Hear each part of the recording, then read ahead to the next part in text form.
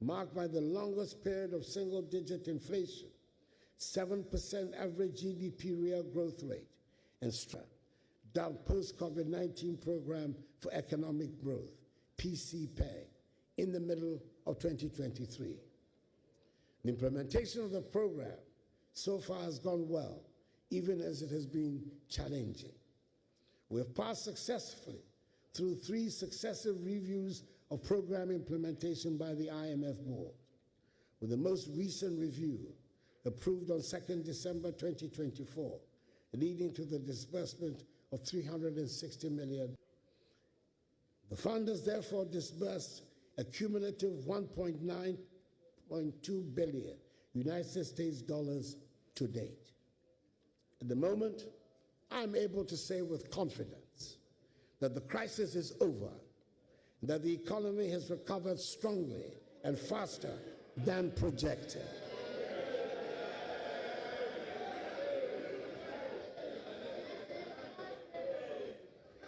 In order for me to be able to make this assertion, I must make reference to the debt restructuring exercise. It affected many bondholders and was one of the most challenging decisions my administration had to undertake. It was not a choice made lightly, as we were acutely aware of the personal and financial hardships it would impose on individuals, families, and institutions across the country. Many citizens had invested their hard-earned savings, and we fully understood the pain and sacrifices this exercise demanded. However, it became evident that without this is more than the $6.2 billion United States dollars of gross international reserves my administration inherited in 2017. Economic growth. The noise will not shut out the statistics. And I intend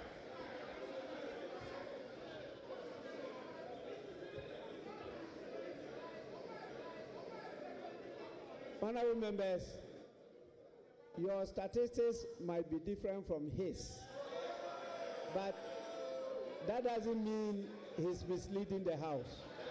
He is in order. Please, Your Excellency, continue. The statistics cannot be different. There's no things that the rule. It cannot be different. Your Excellency, my administration inherited in 2017. The growth of the economy is further reflected in the growth of private sector credit. Private sector credit in nominal terms grew by 28.87% in October 2024, compared to the negative 7.5% growth recorded in the same comparative period of 2023. In real terms, growth in credit to the private sector improved to 5.5%, compared to a contraction of 31.6% recorded in October 2023. It is further reinforced by improved external balances, with the current account balancing improving significantly to a surplus of 2.6% of GDP in the first 9 months of the year, compared to a deficit of 6.6% of GDP in 2016. In much the same way, the trade balance has improved and stands at a surplus of 3.85 billion United States dollars, compared with a deficit of 1.8 billion United States dollars in 2016. Headline inflation, which stood at 23% in November, is still very high, but this is coming down from 54% recorded in December 22, following the effects of COVID-19 and other global economic pressures. Encouragingly, food prices have also begun to decline, bringing some relief to households and contributing to a reduction in the overall cost of living. government has implemented significant measures to address the hardships that accompanied the economic difficulties.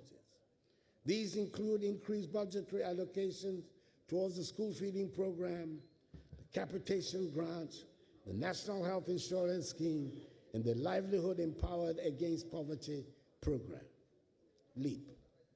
The stock of public and publicly guaranteed debt increased during the economic difficulties. However, the government is servicing its debts, honoring coupon payments for both domestic bonds and Eurobonds. Moreover, the debt levels are reducing, recording a significant reduction in the debt stock by 46.8 billion Ghana cedis to 760 billion Ghana cedis in October 2024, from 807.9 billion Ghana cedis in September 2024. The public debt to GDP restores Ghana's debt sustainability. It is hoped that the new government will continue with the policies being implemented to achieve the debt sustainability target. I'm happy to inform the House that today, 3rd January 2025, my government will honor coupon payments to our Eurobond holders amounting to $346 million United States dollars. We cannot afford to default on our debt repayments. That's advice that I want to give to the incoming finance minister.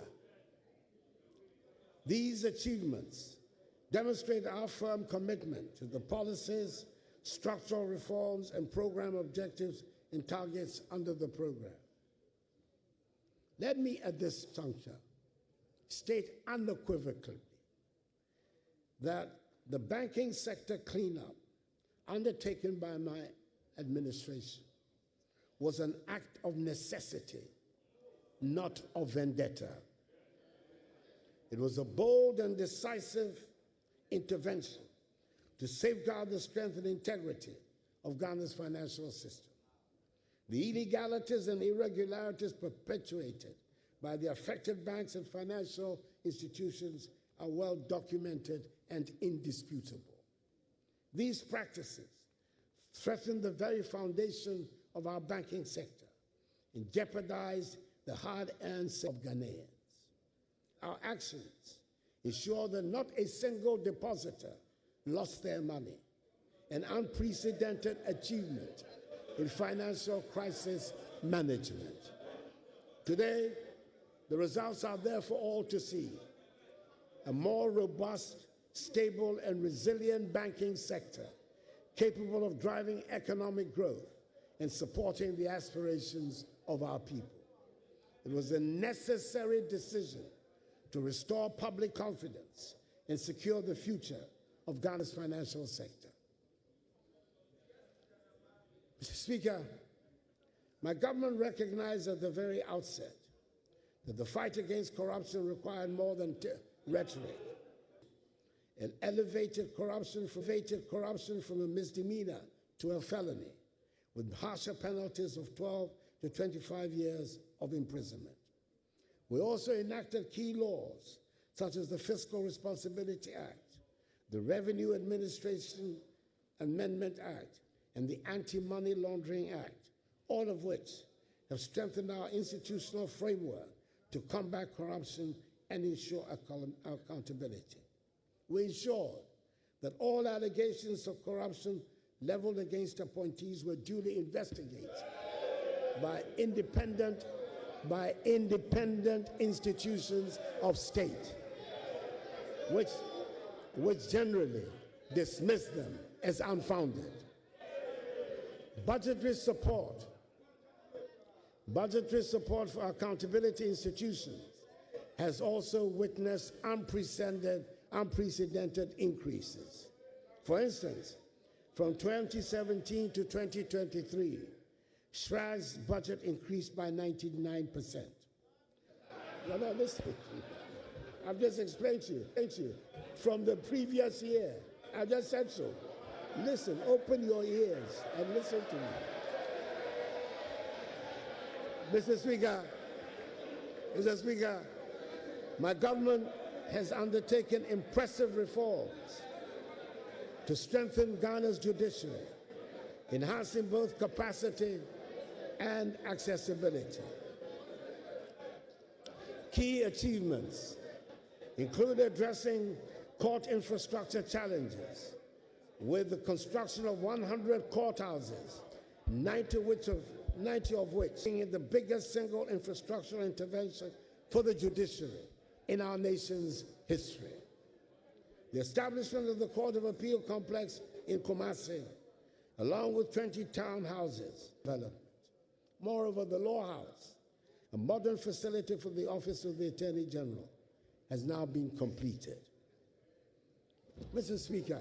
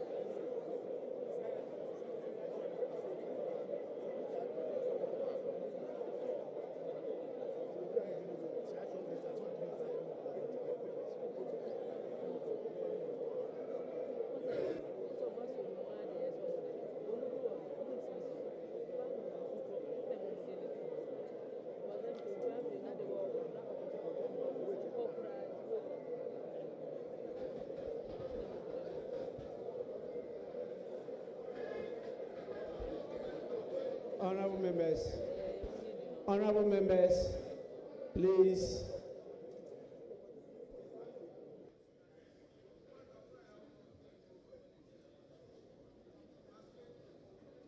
Accra region alone Accra region alone, we have completed the Pokwase Interchange, Tema Motorway Interchange Phase 1, Obechebi Lamte Interchange Phase 1, the East Legon Underpass, and recently, the Flower Pot Interchange. Beyond Accra, we have also delivered the first ever interchanges in the Eastern region at Sohum and in the Northern region at Tamale. Each of these projects tells a story of commitment, foresight, and a Ghana that is continuously moving forward. There are 14 additional interchanges currently underway across Ghana, each at different stages of completion. In Greater Accra, we're building interchanges at Obetemi Lamte Interchange Phase 2, Nungwa, Ajingrano, Bone Barrier, Pram Pram, Dawenya, Savannah, and Tema Motorway Phase 2. In the Ashanti region, ongoing projects include the Swami Interchange Phase 1, Anumanje, Makro, Magazine New Road, Ebusuakura and Abrepo, as well as the PTC interchange in Takoradi in the Western region. These projects represent the scale of our ambition, a commitment to excellence and growth that knows no limits. Mr. Speaker, in aviation, we have expanded airports, including the construction of the Yakubu Tale International Airport in Tamale, the Prempeh I International Airport in Kumasi, the rehabilitation of the Sunyani Airport in Sunyani, and the completion of the Ho Airport in Ho. These projects position Ghana as a hub for regional air travel. Mr. Speaker, over the past 7 years, we have revitalized Ghana's railway sector, undertaking key projects to modernize and expand the network. Notable achievements include the rehabilitation of the 66-kilometer narrow-gauge Western Line from Kojokrom to Takwa, the construction of a 22-kilometer standard-gauge line between Kojokrom and Manso, and securing funding to extend the Western Line from Manso to Huni Valley, connecting to the port of Takoradi. Additionally, a 6-kilometer standard-gauge line in Kumasi is underway, and the Tema Mpakadan line has been completed. Progress of the Ghana-Burkina Faso Railway Project further underscores efforts to enhance regional trade and integration. Just because we have made some good strides in improving the housing sector. Over the period, we built 1,007 and broke ground for an additional 800 in the Greater Accra region. We've also established the National Home Ownership Fund, which is this commitment to building a sustainable transport infrastructure for the future. Behind every completed road and bridge is the story of lives transformed, farmers reaching markets, students accessing schools, and families connected. Mr. Speaker, my government has prioritized the modernization of Ghana's maritime infrastructure, with the Takoradi Harbor standing as a shining example of this commitment. The port has been transformed into a world-class facility, enhancing its capacity to meet the demands of modern trade and of the oil and gas industry. In November 2024, I commissioned the state-of-the-art oil and gas services terminal, a $100 million investment, which serves as a hub for oil field operators, logistics service providers, and other key players in the energy sector. Additionally, I launched a dry bulk terminal and the Atlantic Services Container Terminal, diversifying the port's capabilities and solidifying its role as a critical player in regional and international commerce. Rice by 48% and soybean by 150% between 2017 and 2023. The establishment of 140 agricultural mechanization centers and the rehabilitation of irrigation schemes have modernized farming practices and reduced dependence on rain-fed agriculture. The establishment of warehouse facilities under the One District, One House initiative has also helped reduce post-harvest losses by 30%.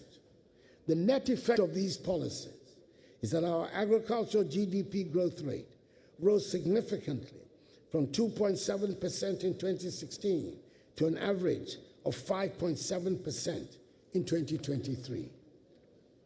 Our cocoa sector has also witnessed remarkable improvements, with productivity increasing from an average of 450 kilograms per hectare to 800 kilograms per hectare, making Ghana a leader in sustainable cocoa production. Differential policy, a policy agreed to by President Alassane Ouattara of Cote d'Ivoire and myself, under the aegis of the Strategic Partnership Agreement between our two countries, which is a fixed premium of 400 United States dollars per ton, and in the presence of the now president-elect, that my successor will increase the price per bag of cocoa from the current 3,100 cedis to 6,000 cedis.